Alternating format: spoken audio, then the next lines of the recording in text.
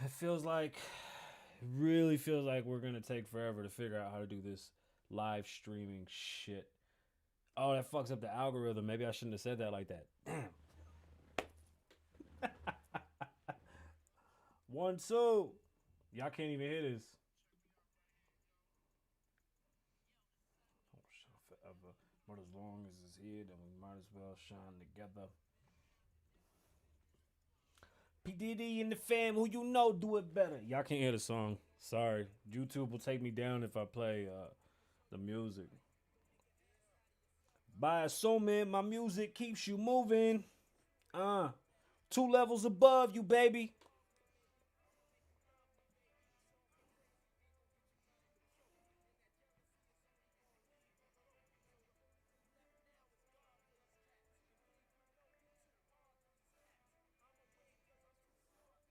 Why you making up? What? In the commission, asked for permission to hit him. You don't like me, hit him while wifey was with him. The murderous, most shady. Been on the low lately. The feds hate me. Oh shit, they censored that? Y'all can't hear this. Destiny lays in my hands. What's going on, beautiful people? My name's Kasabian Lavoe. Welcome to the Kasabian Lavoe Show. If you listening on the podcast, you can hear that. If you're not listening on the podcast and you're watching live, I cannot play music that I don't own and I don't plan to. Hey, how y'all like the new lighting? Because it was too sexy before. Y'all like this? Like, right? It's hot as shit, yo. I gotta stop cussing. Okay. I can't help it. I'm from New York, right? So I cuss a lot. And I apologize. So I don't mean any malice by cussing. I just can't help myself. But hey, today's episode is brought to you by me, Kasabian Lavoe. Head over to klavoe.com, and that's how you keep this whole thing moving about. Just go to klavoe.com, hit the podcast link, like, subscribe, go to the YouTube, like, subscribe, look at the merch, pick up some merch. Some dope. I got some dope hoodies. My music, stream my music. You don't even gotta buy it. Just stream it. And if you really like it, buy it. And then tell somebody about it. But mostly buy it. Because streaming it doesn't really pay well. Just saying. And Popple. Oh, Popple's gonna kill. Popple, I'm so sorry. Popple. Popple is so dope. Ah, hold on. I'm gonna have one of my kids bring me the Popple. Because I brought my kid with me today. Hold on. Bring me my Popple. It's on the table. No, this is worth it. I promise you. Like, it's Popple's super dope. But when my daughter brings it, we'll talk about it. So somewhere along like the way of me doing the show, I kind of lost what I was doing with the show. This shit was like a diary. I gotta stop cussing. Okay, this show thing that I do, honestly, it's because I know too much and I got to get it off my chest. I really just be losing it by having so much information. And although it's pretty awesome to have a lot of information, if you don't get to talk about it, it drives you fucking crazy. So I got to do this. And the reason why I like doing this is because I feel like our biggest weakness from impoverished neighborhoods and ghettos is that we didn't learn this stuff. And by stuff, I mean life in America. They didn't teach us credit. You got it? Where's the other one?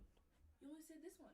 No, the one that was on it. Oh, this is it. Yeah, my bad. Your little pink ass fucking fingertip scared me. I thought it was the other one. Yeah, I'm live. They can't see you. All right. So sorry about that. My daughter. I fucking love her to death. So in this country, a lot of us are foreigners. Let's just fucking call it for what it is, and we don't really necessarily understand how to work the rules of the land as far as money goes. I think our biggest weakness from the ghettos and the poverty-stricken neighborhoods, which I speak of, are the ones that I grew up in and that I understand. And I feel like, you get the most creative minds out of neighborhoods that way because there's nothing to do. Like, they're not spoiled. They have to be very creative and they have to be able to keep themselves entertained, which is something that's a very difficult feat for a child. And then today, like, you know what, to be honest, I wouldn't even know what today's ghettos look like with all the technology that we have. So we're going to talk about credit and we're going to talk about cash. I'm a realtor. besides doing all these things, I sell homes. Our biggest weakness that I have with my clients is credit. They don't understand it. They don't get the process of it. And we're going to start putting together a Zoom class where I explain the home buying process and bring on guests that can help you further understand and learn what you need to do to purchase a home, how the purchasing process works, the credit that you would need. You know, when you're speaking to a loan officer, the terms that they're going to tell you, or that they're going to be speaking to you in, which you should understand before even going. Like, you shouldn't go sit down with a banker without at least knowing what's what. Understand APR. Understand what your down payment is. And if you don't, that's fine. That's why I'm doing this, because we weren't taught this, right? So while we weren't taught things like saving for a home, while we weren't taught things like investments, while we weren't taught things like, stocks and understanding how stocks work and why these tax brackets really matter and where our tax money goes, because no matter how poor you are, you still are paying taxes and they're taking a bit of it. So every time you earn money, the government takes. The United States government doesn't make any products. They don't have any money. The money comes from you, the United States citizen. Now, that's kind of heavy. I didn't even want to do that. Why'd y'all make me do that? Oh, man. Y'all like my red shirt? Like, I can't see nobody's comments. It's kind of sucky. But anyway, check this out. Boom. Yerp. That's Popple. You see that? So I glued mine to my other phone. And now I got to order a bunch more because I got a couple new phones. So Popple basically... Oops, I don't want to show y'all that. Popple's a digital business card. Watch. That's me. Oh, I was kind of nervous that it was my web browser because I didn't know what was going to open. Look at that guy. You see that guy? No, you don't. Focus, camera. Focus. All right, that guy, that's me. What the fuck? Come on, show me. Oh, oops. No, wrong thing. Okay, hold on. I'm going to show y'all. Nope. I don't do Popple on this side, and I don't use it on this phone. So whatever. Either way, use Popple. Why? Because in the post-corona world, Popple is the digital business card that you've been looking for. Like, literally, you can walk up to somebody, bloop, bloop. You can pop them. They can pop you. That simple. Just hold it up to the back of the phone. That's all you got to do. Boom. Opens right up. They get all your information. You get their information. They pop you. You pop them. I mean, honestly, how else would you want to exchange information when you don't want nobody to really touch you? You know what I'm saying? So head over to Popple. Let me save you some money. Go to Popple. Then use Kasabian Lavoe at checkout. You can save 20%. Let me help you start your business. Let me help you market yourself. In this, I mean, look, there's nothing new in selling anything. If you don't want to have a regular job, if you want to make as much money as you've ever made, if you want to be free, you got to get into sales. I mean, that's just the only way to look. Like, there's the only way that you'll ever be your own boss is if you're in control of how much you make. And a commission-based job is something that is going to put you in that spot. And something like Popple is going to get your name, your face, your brand, your everything out there. And why not save money? Who doesn't want to save money? Talk about a Black Friday deal. Use Kasabian Lavoe and then come watch the show. And I'm going to teach you how to make more money with the money that you saved. So go to popple.co. Popple, y'all see it? popl.co. And then to check out, use Kasabian Lavoe. It's really long, but I'm going to put it in the description. My name is super long and it's really not like the best to read off. What else? Hey, yo, shout out to Cookies and Redwood Cultivation. I really want to shout out Redwood Cultivation. They're in Nevada. They grow cannabis. I'm trying to come up with the right words so that it sounds sophisticated. Look, they grow some amazing cannabis. And they started growing cookies. I'm a designer weed whore. I like smoking cookies. It's fucking awesome. If you do not smoke marijuana, that's cool. I'm not the one that's going to tell you to. I have problems mentally. Let me tell you how dark it gets for me, just real fast. I was thinking today, my kids have about 44 years with me left. 43. That scared the shit out of me. That's just where my head goes. That's why I smoke. Shout out to Redwood Cultivation because Cookies makes an indoor tree and then they have an outdoor. Now, there is a difference. Flavor-wise, it doesn't taste the same. I'm really not going to shout out who grows the outside stuff, but it just doesn't hit the same. So Redwood grows, I'm telling you, it's phenomenal cannabis. Seriously, look up Redwood. It's amazing. They're at Planet 13 here in Las Vegas, and they're in other shops, but that's where I was introduced to them. So I'm gonna shout them out there. They grow for Tyson Ranch. They grow for, Top Shelf. It's all Top Shelf. Check out their cookies and what they're doing. Like, those guys take great botany and then expand and blow it up. So shout out to Redwood. If y'all don't, I'll put their name up on the Instagram post or whatever, so y'all can check this out and hear what I got to say about that. The Gary Payton that they're growing, by the way, made my mouth drool. I almost had to wipe my face. It was ridiculous. So let me know when that's ready in Redwood. Sponsor me or something. I'll come by, do some commercials. What's going on, beautiful people? My name's Kasabian Lavoe. Make sure you come and bring your plants here. Whatever we got to do, let's make it work. All right? I'm available. Corona got me slowed down. I'm available. I'm here. What else we got going? Let's talk about the election real fast and get it out the way, because it's not good. It's not good what's going on, and both sides are going to have an issue with this, right? Once Corona hit, I knew it was going to be very hard for 45 to stay in office.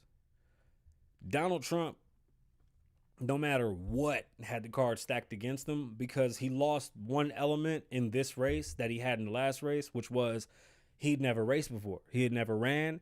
He had never put himself in the public in this manner, and nobody took him serious. So it was almost like an uppercut right down the middle. Boom. Surprise. And he won. The cards were stacked against him. I want a fair election. Let me just say that first. Like everybody else, I think we all want a fair election, and we're just over all of this shit. But let me tell you how pathetic things really are, because ever since the election was over, right, all of a sudden, half the shows have opened back on the Strip. The stores moved them stupid-ass one-way aisle things. Like, things are changing. Things are loosening up. I'm starting to see less masks already, all right? Now, one, it is very irresponsible for the Biden-Harris team to say they've won. They're not certified in any states. They, as of right now, we're still counting. So they aren't anything. Nobody's a winner in this race yet. Bush, 2000. This happened with him and Al Gore. The hang ballots, like the hole didn't punch all the way through, and the count was off. There was a recount. Bush won. But as of election night, it was Al Gore that was supposed to be our new president. That didn't happen. Bush actually pulled the victory, and December 13th, on my birthday, he was named president. President-elect, excuse me. So this isn't something that doesn't happen. The difference now from then is social media, and we have a huge age gap, which causes a lot of confusion and a lot of people talking over each other without understanding each other. My one thing is, if you're willing to listen, I'm willing to explain what's going on, only if you care. Because I feel like if I tell you what's going on and you don't give a fuck, what's the point, right?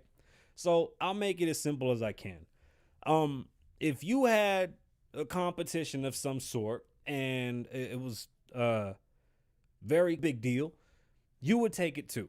Now, some people say, fuck him, he don't deserve it. That's fine. I'm not here to argue. Now, has there been fraud? I don't know. I don't have proof. Can't say there has been. Can we say that some shit don't sound right? Like, why did they wait till election night to start counting the mail-ins? Like, Trump won that night, and then they started counting the mail-ins. Like, once you know how much he had, all of a sudden y'all had more. Take it how you want to take it. If it was the other way around, I'd say the same shit. That's crazy. What do you mean? Wait, we won, and then all of a sudden you're like 100,000 past us? What? So yeah, I want to recount. I just wanted to be fair. Honestly, I don't even want Trump to be in the office again, because I think that shit is the most detrimental thing that he could do to himself. And honestly, we haven't seen what the new transition's going to be.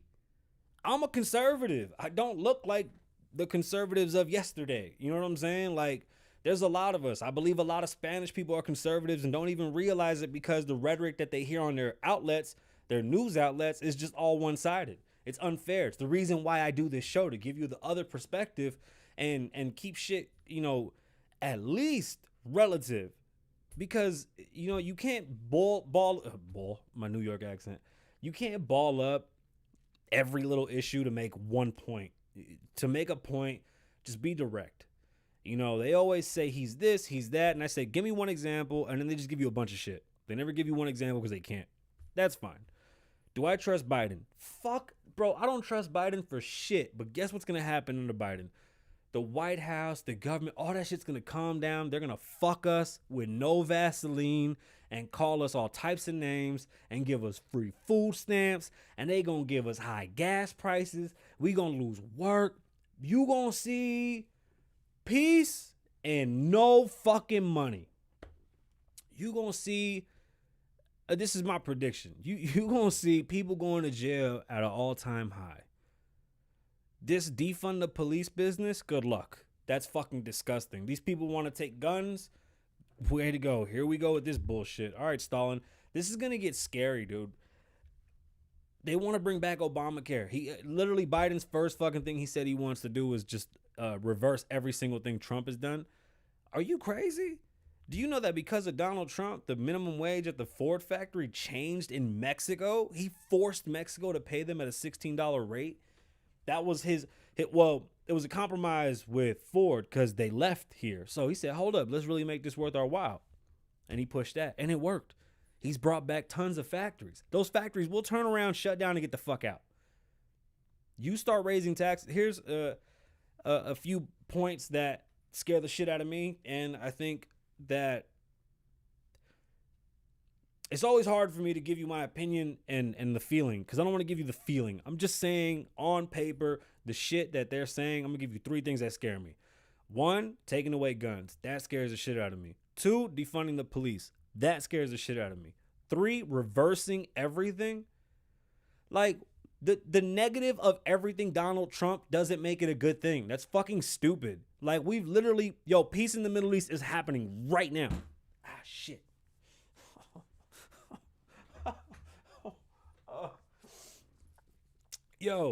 That hurt like a bitch. Ow. Anyway, like that's really happening. Our ties are really strong right now with all of our allies, no matter how the news wants to make it seem. If you really looked around, things are really good globally. Besides Corona, things are really good globally, no matter how you want it to look. We have a ginormous country and things are going fucking great. Now, I know people don't want to hear the good shit, but we have to be adults about it. If Biden wins, I don't give a shit. Go for it. I do better when the economy's bad anyway. I capitalize when people are hurting. It's the Warren Buffett way. When people are buying, you save. When people are saving, you spend. Once you go into save mode, it's a wrap. I'm buying everything up. If Trump wins, cool. Let him win. At this point, whoever wins is going to be fucking chaos, because now we're going on a week of this shit and nobody knows what's going on. So we shall see what comes next. And if we have a new president, Kamala Harris is another wonderful specimen of a person that should not be nowhere near that goddamn place. But hey, what do I know, right? I'm just a rapper. That's all. I don't know shit. Not until I run for governor, I'm going to be up there really talking shit. They ain't going to hate me when I'm up there. So let's talk about credit and let's talk about cash, because I know that's what you're here for, and I know nobody really gives a shit about the whole politic thing, but I'm going to always bring up politics because you need to know it. You got to understand that our weaknesses is what causes our downfalls, meaning you won't take advice from a fat person about fitness. It doesn't make sense. You won't listen to a broke person about money. It doesn't make sense. We fail because we do not play the fucking game here.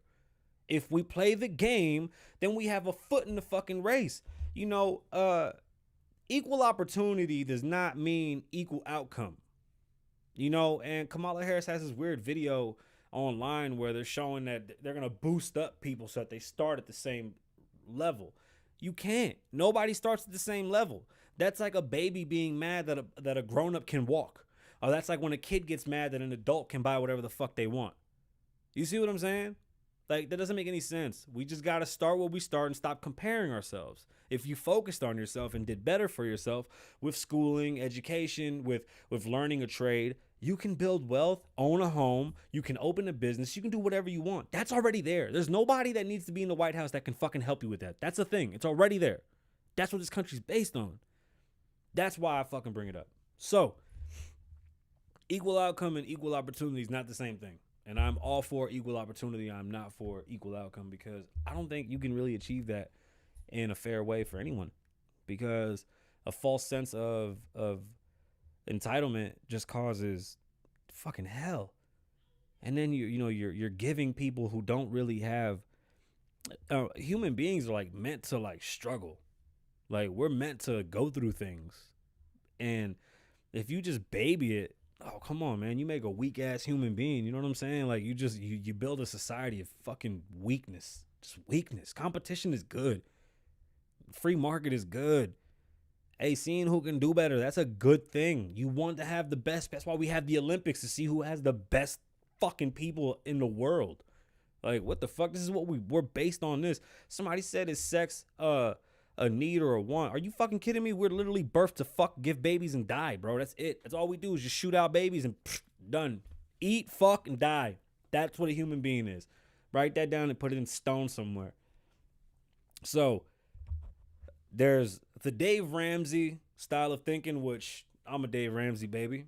And then there's the Robert Kiyosaki, I think his name is. I have his book. I haven't read it, but I understand the premise, and it'll give more details for you later when you do your own research. And I want everyone to read both books and both authors, and listen to their podcasts, listen to their radio shows.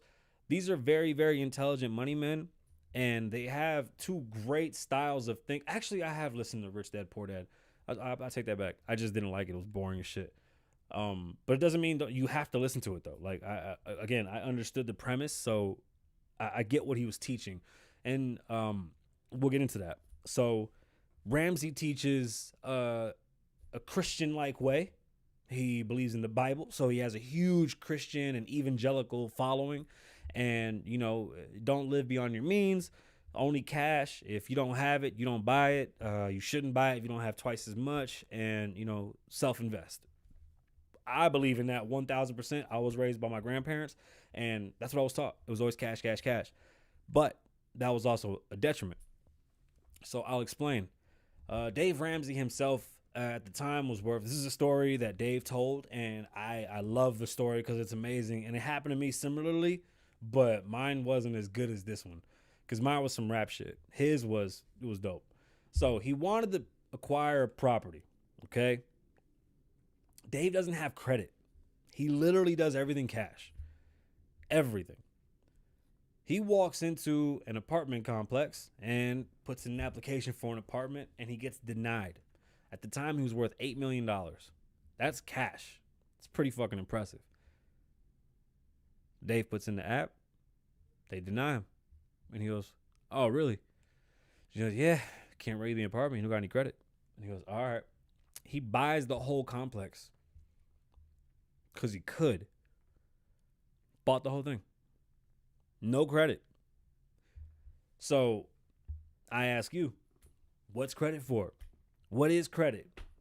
Why do we have credit if it doesn't make any sense to have, if a person can do what you can do with credit with cash, right? Well, leverage. And we'll get into that in a second. Dave has acquired wealth. Dave has a phenomenal product. Dave has a long-standing relationship with his audience. He is a very caring and loving teacher. When you listen to Dave, he's like I didn't have a dad growing up. I had my grandfather. It's a different type of love. But Dave is like the dad you never had. And he teaches you things about money that are very important. I've read 4 of his books. I recommend every single book he's got. Dave Ramsey helped me start my businesses. Okay, when I was on the road, I would listen to talk radio, and I stumbled upon Ramsey.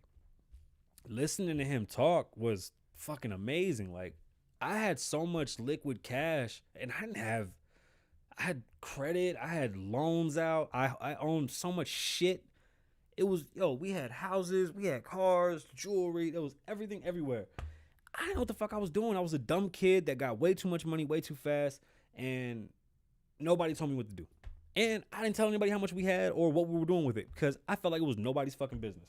So I'm on the road, like when I'm traveling and I'm doing music, I don't listen to music. I don't listen to no one else's music. I listen to talk radio. It's what I do. Shit, it might even be the reason why I got into politics. But to be honest with you, I got into politics because of my business started doing so well and I started paying mad taxes. And I was like, hold the fuck on. We got to fix this bullshit. This ain't right. So anyway, listening to Ramsey, I got my finances together. I had 2 cars cashed out, got rid of all my extra cars. I had 6 months worth of money cash, got rid of all our credit cards. I had a spending budget. We had an envelope system. I definitely think people should look into this and use it. Okay. Like I said, I'll put the books in the description so that you guys can go check them out. Maybe some links or whatnot, but I definitely suggest you read these books. We had our envelope system down. I mean, we were paid ahead on bills. We were able to schedule our bills in a cheap manner where, like the power company was like, hey, we can give you a flat bill for the whole year, basically tell you what you're going to spend according to what you've spent and average it out. And we were able to pay that like a year in advance, 2 years in advance, and not worry about a power bill. We were able to do that with our gas bill, water bill. Like we literally cut down our spending to nothing. We don't like going out to eat. I love cooking. My wife loves cooking. I'm a huge fan of being at home and comfortable at home. And I want to have every single amenity that you can imagine at home. And that's expensive, right? So under Ramsey, I was able to do things with my money that I don't think I would have been able to do the right way. So we upgraded our lifestyle just off of Ramsey. Literally went from, living check to check from gig to gig to having wealth in a big way. I'm talking 10, 20 grand just sitting around. We would have, a 30 stack over here, 50 clip over there, just random money. Like all of a sudden, like you'd pull out a knot out of a pair of jeans, get a trench coat out the closet and pull out fucking 30 stacks from fucking 2 years ago, a year ago, whatever it was. Cause we ran the system for about a year and a half, 2 years. So it was a good fucking time. And that was before we opened the store. And that's what it led me to. Once I got my money right, music is fun, but music takes a fucking toll. And, I ran away from fame. I'm not going to talk about all that bullshit, but when, money got right, what was the point of me doing music? Like I wanted to make music. My goal in life was to make money so that I could fucking have my own shop and work on cars. That's all I want to do. It's my life dream. I want to build cars. And it looks like my son has the same dream, and it's beautiful because I can't wait to. Hold on, I'm having a moment. My lips are dry. It's wearing a mask. Goddamn mask. I really hope that my son, he has a love for cars, and I hope that he would love to work with me, and we could build cars. But that's all I want to do music for. Like I got the gift of gab. I love making music. I'm making music right now. I got 2 albums I'm working on, but it just takes a toll on your soul and on the person that you are. So it's a fucking bitch to be in the music industry. Ramsey taught me how to put my money in order. What Ramsey doesn't teach is how to make money. Basically, you have to be wealthy to get the Ramsey way. Like if you don't get the Ramsey way right away, meaning so he has a debt snowball to get you out of debt, which maybe I should have said first, but we're not talking about cleaning up your debt yet. What I want to talk about is just the differences between the Ramsey technique and the Kawasaki technique. Ramsey wants you to pay off all your debt. Have 3 to 6 months worth of money emergency fund, have a spending fund, categorize all your money into bills, entertainment, structurally how to maintain your money. And I think everybody should fucking learn how to do that from Ramsey. He does a phenomenal job of teaching that. Got my affairs in order. And I'm sorry that I lingered off. We'll talk about my furniture store soon too. We'll really get into it. But yeah, Ramsey will teach you how to use your money and not be in debt. He's just anti-debt.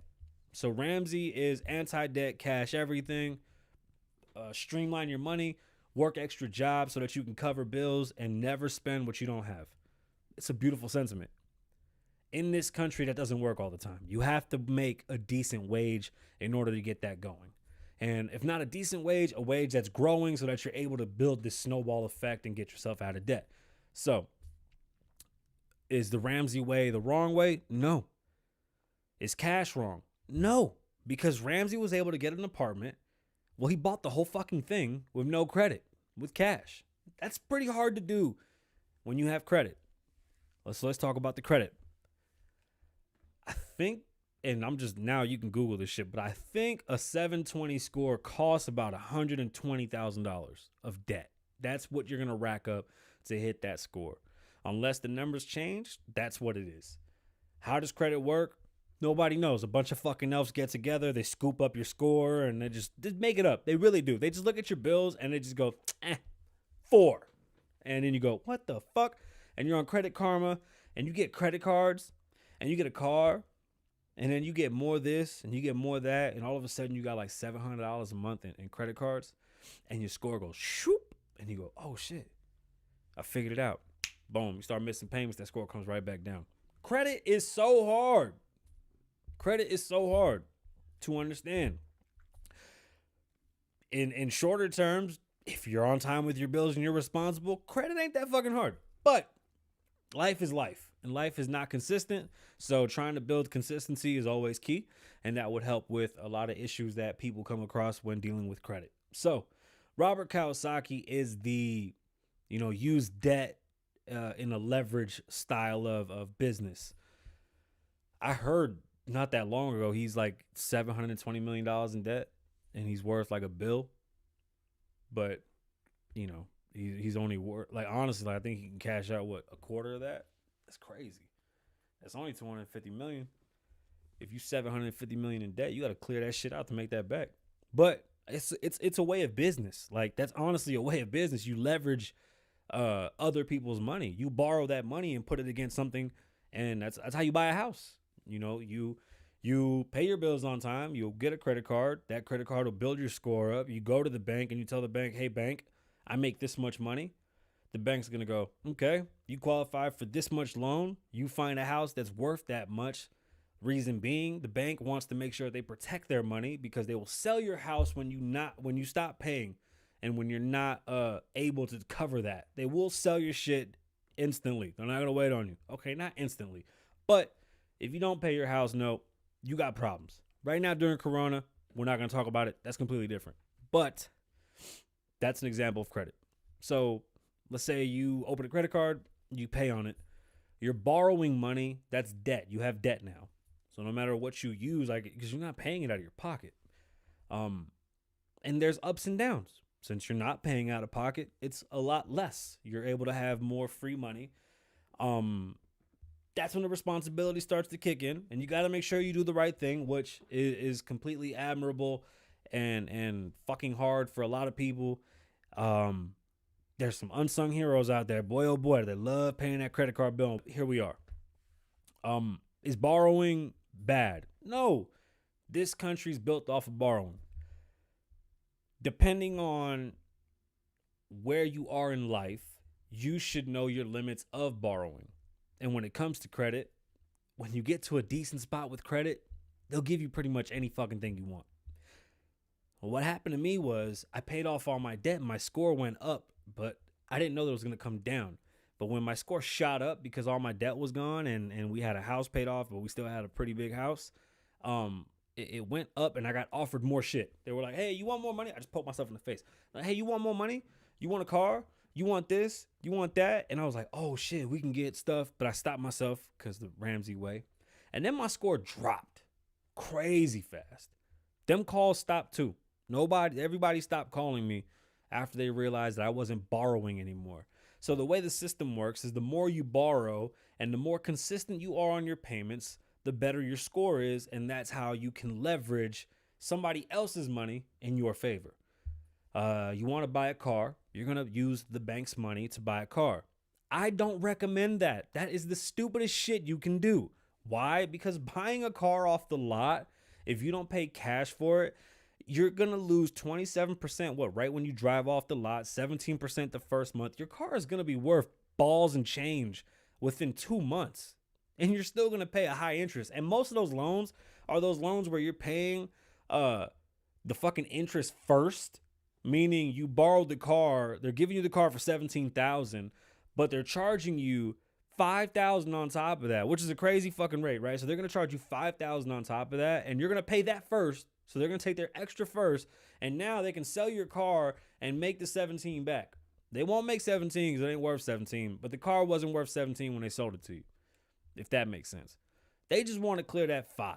Once they get their nut, they'll sell that loan off and somebody else can deal with it. Their goal was to buy it and make that amount of money. That's their business. We can talk about that another day as well. So, buy cars cash. Don't use credit for cars. There's no point.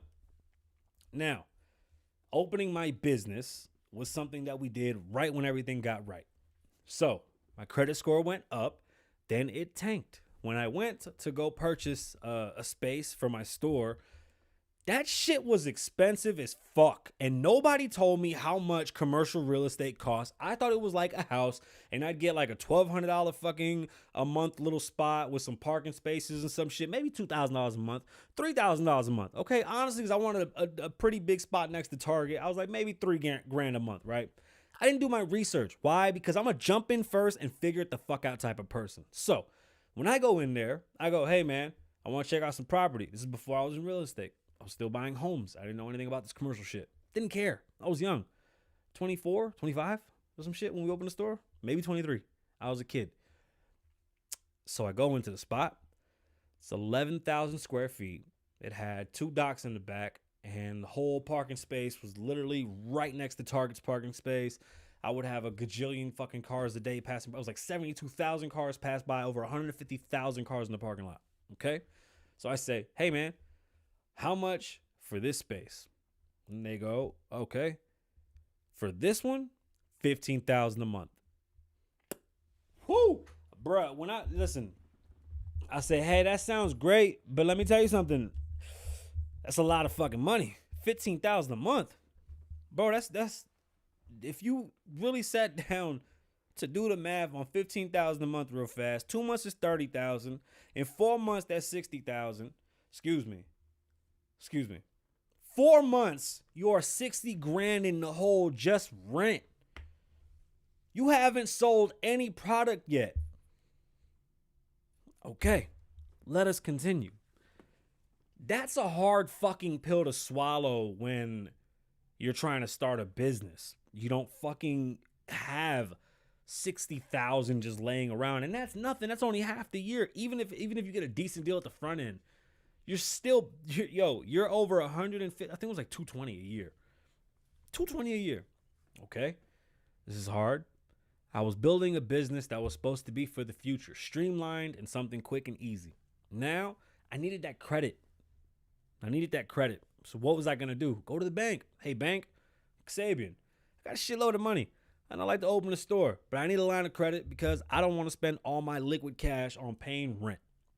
They run my credit, say, hey, man, you don't got credit. You don't use it. I go, I know. I don't trust credit cards. But, sir, you have plenty of money to cover credit to do here. They told me to fuck off, basically. And what they wanted me to use was my home as equity for the loan, which I didn't have a problem with because I believed in my business. But I kept digging around.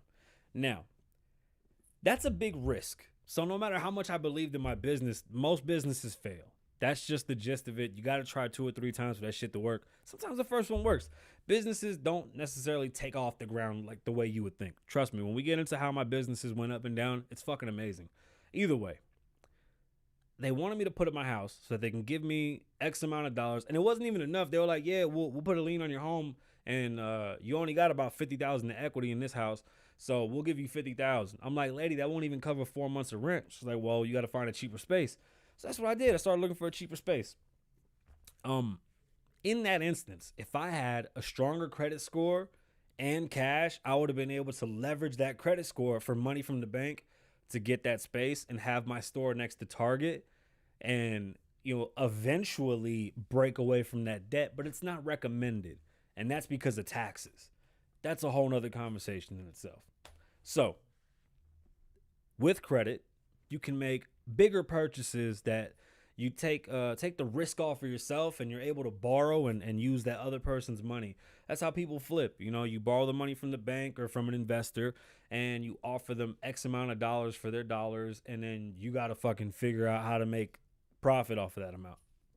With flipping, you find a house at 70%, and you build it from there. Do the math. We'll talk about flipping some other time as well, because I didn't want to do this today. But I really wanted to talk cash versus credit. So, is cash a good thing to have? Yes. Yes, very necessary. Is credit something to have? I believe so. Yes. Why? Because of leveraging.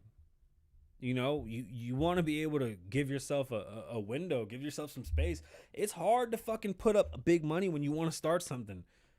These are things that we don't learn. You should have a job while building your business too. Because the bank is going to say, okay, we're going to let you borrow money, but how are you going to pay this money if you don't sell anything? And you can't go, no, we're going to sell something. They're going to go, no, what are you doing right now for money? We need to see it.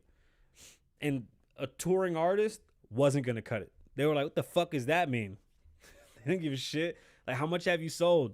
Nothing yet. We just started. We had a fucking interior design firm, or we have an interior design firm still, but I was telling them that I had a design firm, and we flip furniture, and we were ready to start our open our store and really create. Bro, they don't give a fuck. If you had $1 million lined up in sales, they didn't care. I had $50,000 in inventory, and the 50 in my house. That was $100,000. If I would have had like an 800, 900 credit score, with that, I wouldn't even need my house. Like, I wouldn't have had to put my house up. I wouldn't have had to put up, much of anything. They could have just went off of my credit. I ended up using my house, and then other things happened. Now, don't use credit for little shit. Only when you're building credit. We'll have a whole building Netflix bill, and don't touch it, bro. Just pay that Netflix bill, keep that shit recurring, and your score is gonna go up. But don't start getting greedy and buying stupid shit and then not taking care of that bill, because that bill will get bigger and bigger. Remember, you're paying interest. So if you borrow $100, you're going to pay them $120. That's a 20% interest rate. Most credit cards are like 17, 24 if you have bad credit. Okay, so for every $100, you're going to pay $24 at a 20% credit rate. Don't buy shoes with a credit card. That's not the right way. Don't make purchases that lose value quicker than what it takes you to make the money.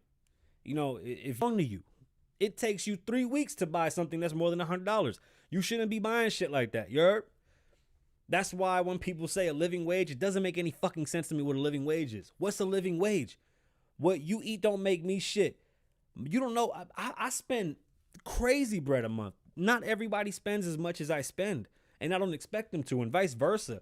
I'm sure Jay-Z's life costs way more than my life. I'm sure there's other people's lives that cost way more than mine, but we just don't all have the same life, and we're supposed to work towards the life that we want.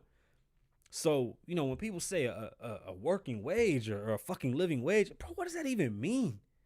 What does that mean? That's the Ramsey in me. If you want to live, you got to make sure you cover your ass. Understand bankruptcy laws.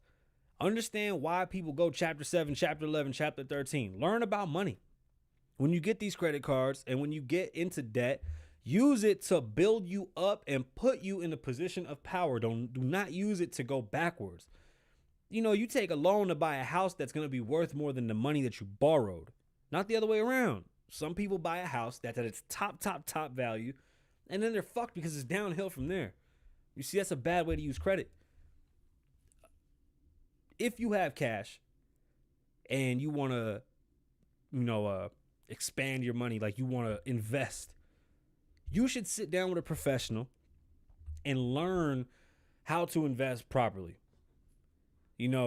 Ramsey has his way of investing. Kawasaki has his way. That's a whole nother conversation in itself. Ramsey would say, save your cash, buy your house cash. On the other hand, take out a loan, live in a house. I'm going to tell you this, just being honest, as much as rent is right now in Las Vegas, you might as well figure it out to get your credit right and go buy a house. I think everybody should buy a condo when they turn 18. Your parents should do everything they can to help you buy a condo when you turn 18. Instead of you spending your money on an apartment, I think you should have a condo.